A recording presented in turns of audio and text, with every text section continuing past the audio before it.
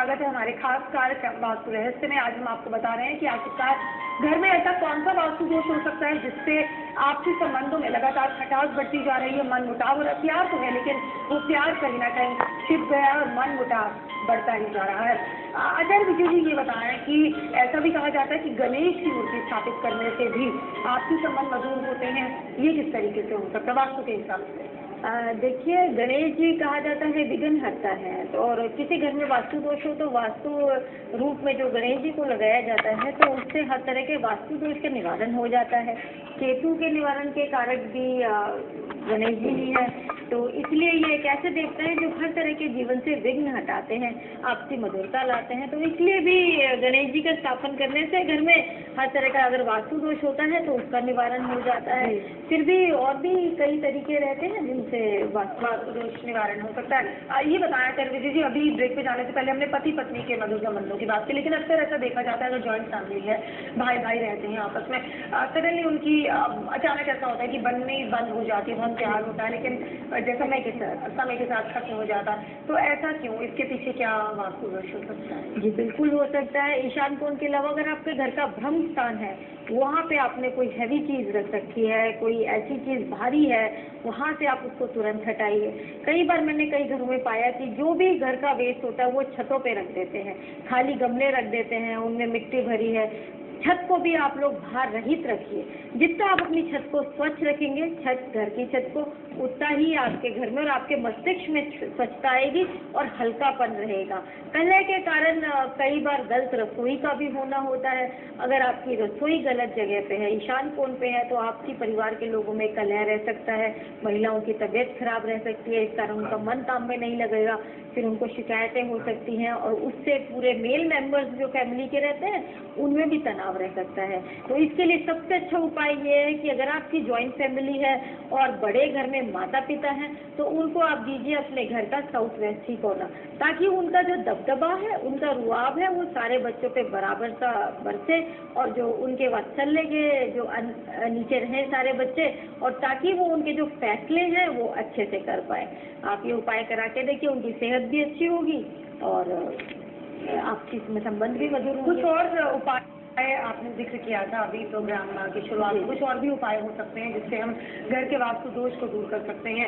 जैसा कि आपने ईशान कोण के बारे में बताया था, और किस तरीके के ऐसे उपाय हैं जिससे जो रिलेशनशिप्स हैं घर में और भी बेहतर हो सकती है? बिल्कुल, देखिए, अगर आपके घर में वास्तु दोष है और आपको लगता है इस घर में आने से पहले आप लोगों के संबंध अच्छे थे और वास्तु की वजह से आप लोगों के संबंध खराब होते जा रहे हैं, तो आप अपने घर में पिरामिड लगा सकते हैं उस जगह का जहाँ पे वो दूषित स्थान है या जहाँ पे वास्तु दोष है। इसके अलावा गौमुखी अगर मकान है तो आपको वास्तु यंत्र लगाना चाहिए। अगर आपका मकान दक्षिण दिशा में है और आपके घर के सामने कोई तार है या कोई खंबा है, कोई स्टेबलाइजर है, ट्रांसफार्मर पड़ा हुआ है, कोई मंदिर है घर के सामने, उसकी छाया पड़ती है, या कोई अस्पताल है उसकी छाया आपके घर पे पड़ रही है, या कोई स्कूल है, ये चीज़ें भी वास्तु के अनुरूप घर के जो माहौल होता है उसको खराब करती है। आपको बगुआ मिरर लगाना चाहिए ऐसे घरों की एंट्रेंस पे। साथ ही साथ मैं हमेशा कहती हूँ कि घर में तुलसी के पौधे अपने घर पे बंधन द्वारा आप लोग जरूर लगाएं। आपसी संबंधों के लिए अगर मैं बात करूँ, खासकर पति पत्नी के संबंध, तो आप लोगों को जो घर का साउथ वेस्ट कोना है वो लेना चाहिए अपने सोने के लिए, और गौमुखी मकान होते हैं उनको हमेशा अवॉइड करना चाहिए। उस घर में कभी भी आप लोगों का जो उन्नति है वो नहीं हो सकती, हमेशा पतन की ओर लेके जाते हैं ऐसे वास्तु दोष। हमेशा पतन की ओर लेके जाते हैं ऐसे वास्तु दोष, और उन वास्तु दोषों को ठीक करना उतना ही जरूरी है जितना कि आप चाहते हैं, जितनी जरूरत आपको आपके संबंधों में मधुरता और प्यार की है। तो आइए जान लेते हैं आज के वास्तु टिप्स क्या है। मकान के ईशान कोण में बोरिंग धनदायक होती है। भवन का पूर्व और उत्तर भाग नीचा, दक्षिण और पश्चिम भाग ऊंचा रहे तो भूस्वामी को अखंड सुख मिलता है।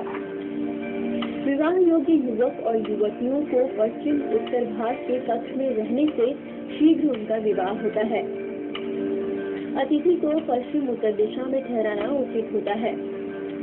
भूस्वामी का शयन कक्ष भवन के दक्षिणी भाग में श्रेष्ठ होता है। रसोई आग्नेय अथवा पूर्व दिशा में होनी चाहिए।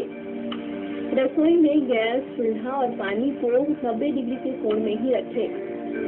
धन दौलत आभूषण उत्तर या ईशान दिशा में रखने चाहिए।